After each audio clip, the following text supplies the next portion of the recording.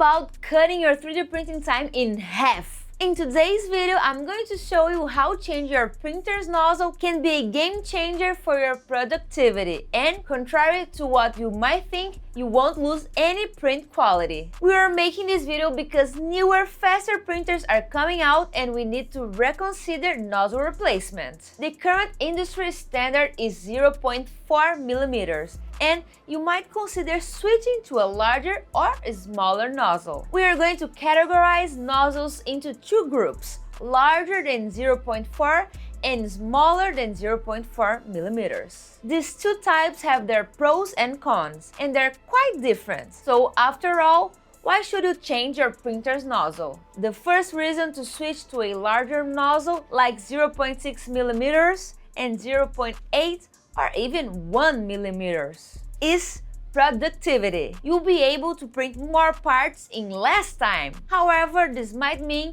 using more material for certain models, since the filament flow rate will be higher. Also, theoretically, remember, this is just a theory, print quality could decrease a bit because you are printing at a lower resolution, since the layers will be thicker. On the other hand, smaller nozzles like 0.2 or 0.3 allow for higher detail and resolution, getting much closer to the quality the resin printers can achieve. But downside is that print time increases drastically, and you also run a greater risk of clogs or those annoying noises in your prints. That's because the hole for the filament to come out is much smaller. That's why in today's video I'm focusing on nozzles larger than 0.4 millimeters, since they make more sense for those faster printers. So if you are curious about smaller diameter nozzles too, leave a comment on the video. If you've never replaced your printer's nozzle, not even with one of the same size, that probably means you haven't been printing for very long, or you've been very lucky, which I don't think is the case. So we'll leave a link in the description to our course, the Print Like a Pro method. There, we have a full class on changing the nozzle even if it's the same diameter. We also have a lesson where Bruno shows you inside the slicer software all the changes you need to make when you change your printer's nozzle diameter, plus all the advanced calibration and slicing modules for you who want to become a 3D printing expert. For today's test, we'll be using the A1 Mini and the Neptune 4 Max printers.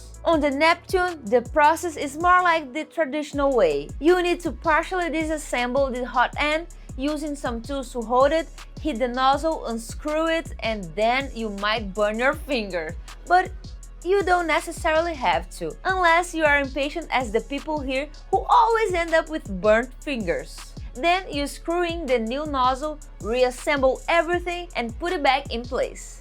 This process can be a hassle for some, but it's something you need to do from time to time, whether you are using the same or a different nozzle on your printer. However, on the A1 Mini, and that's exactly why we wanted to show it in this video, it's ridiculously easy. It takes like 2 minutes. You just release a lock, pull out the hot end, put in the new one, lock it again, and you are ready to print. Simple. Now that we've swapped the nozzles on both printers, we are going to show you some tests we ran. First, a comparison using the 0.6 nozzle on these Mini Fox models. The original print took 3 hours and 20 minutes on an A1 Mini and used 40 grams of filament. With the 0.6 nozzle, the same model took 1 hour and 30 minutes and used 44 grams. So yes, this was an increase in filament use, as a lot of people claim that larger nozzles waste a lot more filament. That really depends on the model's shape, so don't believe that false theory, as it will apply in some cases but not all. Stop this video, stop for a while. This week we are launching STLFLIX's most audacious and ambitious project, which is powered by artificial intelligence, and I want you to be on a live stream where we are going to be presenting this amazing new tool. Hope to see you there. There's a link you can click to enter this live stream and also have a chance to get a 3D printer as a giveaway. All right, I'll see you there. Next comparison, what size can I print in the same 3 hours and 20 minutes? And now we are using two models that, believe it or not, were printed in the same amount of time. But obviously, for the larger one, besides the 0.6 millimeters nozzle, we also use a much larger layer height, 0.48 millimeters. So the question is it worth it? We went around asking some people who work in the design here at STLFLIX, in other words, people who really value aesthetic, to evaluate and compare these two models. And when we interviewed them, we used the two little foxes that are the same size, not the second larger one, where we pushed the limits. Half of the design team, when they had both in hand, didn't think that was much aesthetic difference and felt that this time saving was worth it, while the other half was quite bothered by the topography that appeared, especially on the fox's face. Some people just didn't like the result. To stir the pot even more, we ran a poll in the company group. We're already biased because we had shown some foxes with very visible layer lines, and these two small ones side by side. But the overwhelming majority of people voted that it's not worth it to push the limits that much, just to save print time, because the layer lines become too apparent. The model is aesthetic. In short, everyone felt it wasn't worth it, even though I don't think the two foxes look that different. Now I want you to share your opinion by comparing the two. Was printing in less than half the time a good deal or not? And we even got a very interesting insight from Igor Loss, our art coordinator here at STLFLIX. When he saw the little fox, especially since it's made up of separate pieces, he said, why not print just the face at higher resolution and save time on the body? In the end, the aesthetic difference was almost zero, but the topographic marks were more noticeable on the fox's face. I think that test would be worth it. And here's a recommendation for you, especially for those who have more than 3 printers. One of your machines should have this nozzle because it's incredibly versatile. We'll talk about that, and it allows you to have more possibilities to print some pieces much faster, or even complex pieces with higher resolution, but still saving a bit of time. Remember when I said that with current printers we have some new considerations to worry when changing your printer's nozzle diameter? Well, it's time to do some math. If you're not a fan of math, I promise to go easy and slow. Let's start with the layer height range each nozzle allows. That hasn't changed. It's the same as with traditional printers before this whole clipper wave. Manufacturers recommend using 20% to 80% as margin for layer height variation. You might ask, 20 or what? 20% of the nozzle diameter. So let's take a practical example. With a 0.4 millimeters nozzle, the ideal layer is 50%. Generally, that's what we do.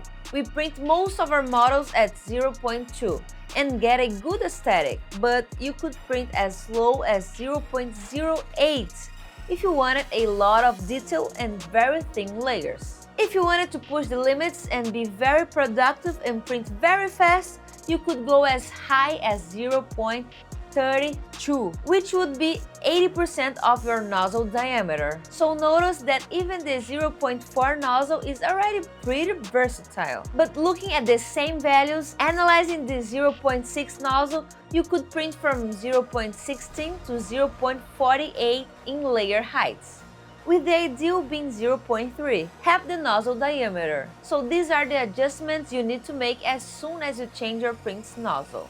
But remember that some brands like Bamboo Lab, Creality, Elegoo or Anycubic have some of their profiles already prepared for this 0.6 type, whether it's in Bamboo Studio or even Orca Slicer and some other slicers. But for those who need to change this because you haven't found a ready-made profile, this will be in printer settings, under extruder, and then you have layer heights limits. Now for print settings, that's where it gets more interesting, because this is where we are actually going to make the printer time increased.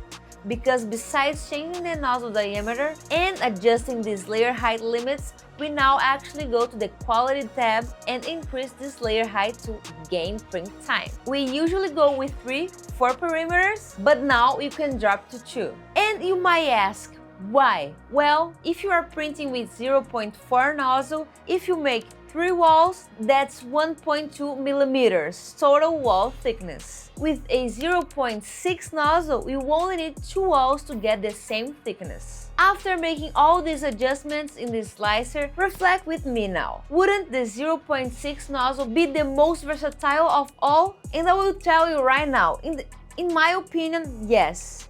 It is the nozzle that will allow you to print models with very high layer heights, 0.4, 0.48, but also allows you to print with 0.16, which usually with standard nozzle already delivers a high level of detail. So when I said that the story of losing details with larger nozzle is only theoretical, it's because it depends on you, especially with the 0.6 nozzle. After all, we have an enormous variety between a lot of details or almost no detail. Looking directly at the two prints, knowing that one takes half the time of the other, in my opinion, it's totally worth it, and it's very versatile to be able to use this nozzle.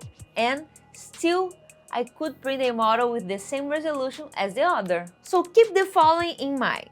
If you have more than one printer, more than 2, having a 0.6 nozzle can greatly increase your productivity. Now let's go further. Let's talk about the 0.8 nozzle. And this one will already make the filament spool spin, spin, spin, and send your material away. It will use a lot. But the first tip here is that when using this nozzle and making the changes in the slicer, pay attention on the one change, especially on faster prints, which is the maximum volumetric speed. Our students already know how this works, but I will try to summarize it for you here. This volumetric speed is basically the amount of material that comes out of the nozzle per second. If you find a video just talking about volumetric flow interesting, comment below and I can make it in the future. On the Neptune, when we look at the PLA profile that comes with Orca slicer, we will have a value of 8 cubic millimeters per second. But remember, this value is based on the 0.4 nozzle. Now, when we have a new 0.8, where we double the diameter, if we calculate the area where the filament comes out, it is 4 times larger than the previous one.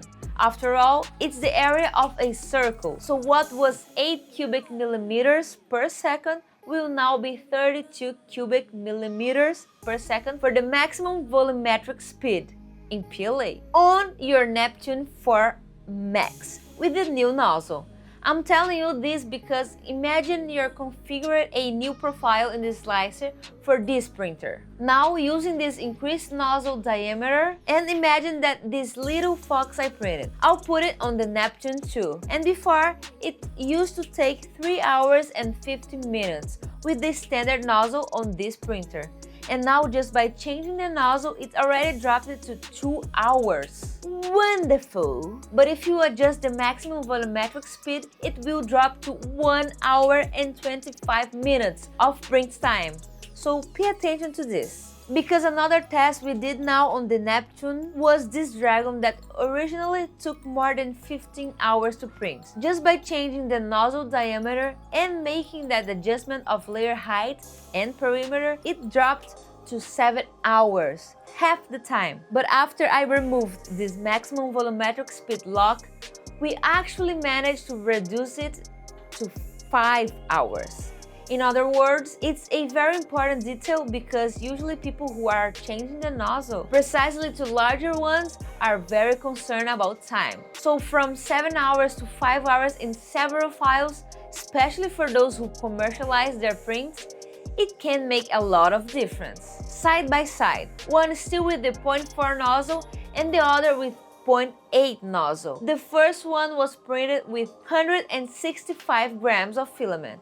After we changed the nozzle, we spent 238 grams. Be honest in the comments, Did it make much aesthetic difference, or was it worth printing in third of the time? In other words, we reduced the print time by 66% but increased the material spent by 44%.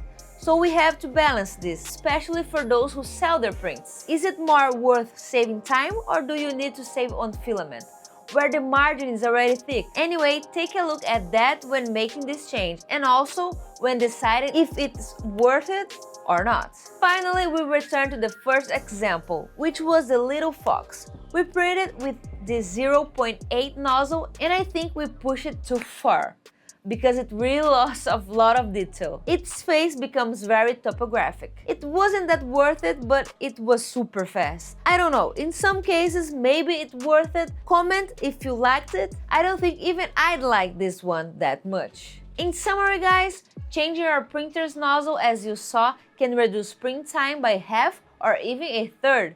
But you will have to balance this between such as loss of resolution in your prints, or even a slight increase in material usage. But if they are simpler parts with flat faces or geometries, even if they don't have much texture, organic shapes, changing the nozzle diameter can be a great ally. If for you these pros and cons were worth the change, comment there. If not, also leave your opinion for us to know.